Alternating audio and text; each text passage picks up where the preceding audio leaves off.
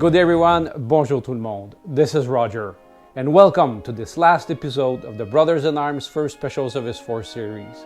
And there is no better place to finish this series than a visit at the Winterline Museum with my good friend and director of the Winterline Museum, Luciano Bucci. Well, the Winterline Venafro Association is made by me and my friends, my children friends. We started when we were 12 years old to collect this kind of stuff that you can see around us. And we decided to do that because we knew that the Venafro area was involved hardly in the Second World War stories. So growing up, we met our relatives, my grandfather, and we met all the people that they tell us stories about Second World War, what happened up around these mountains, and we decided to keep alive this kind of memories. The museum is built to follow a timeline and also a spatial line. So we start from November 43, the approaching of the Fifth Army on the Volturno River, till the February 44, the last battle on the Winter Line, crossing the Winter Line, starting the Gustav Line. So in the museum you can see almost all the armies, both sides, Axis and Allied forces that made battles on the mountains of the Winter Line. Each unit is represented from the 34th, 45th Infantry Division to the 5th Special Service Force, Polish Army, German troops, mountain German troops, and so everything is showed. It's a way to follow the story, looking at the real stuff they use on the mountains. The 90% of the stuff that you can see in the museum is found by ourselves in the area.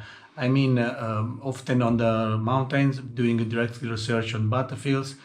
Some of them is donation from people that preserved it after the war.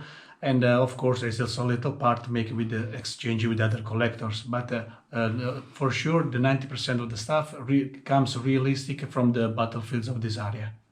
To be able to operate with our museum, we normally ask a donation by the visitors. And sometimes we made fundraising with some ceremonies to try to keep money to keep alive the museum.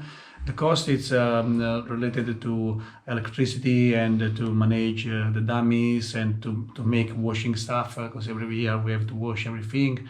And of course it's expensive, but it's a passion, so we try to do our best. The most of the entrance is by donation. We work alone. It's a private mission we do by ourselves.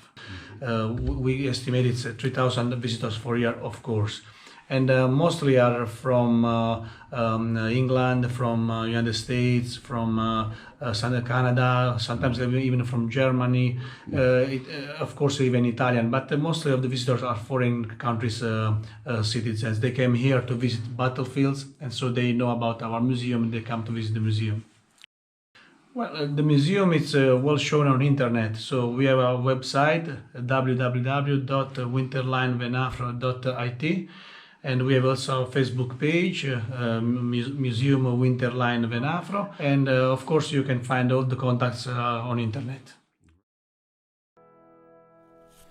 Thanks for watching. Merci d'avoir été des nôtres durant cette série dans laquelle nous avons découvert une partie de l'histoire de la prestigieuse Première Force d'Opération Spéciale. My team and I were truly honored to act as guardians of the memory as we discovered this story, and we couldn't have done it without your support. As we are going through this strange time of pandemic, make sure that you will take care of yourself and your family and stay safe. Nous espérons vous retrouver tous lors de notre prochaine grande aventure. Mais d'ici là, for Brothers in Arms, this is Roger. Fair winds and soft landings, everyone. Airborne!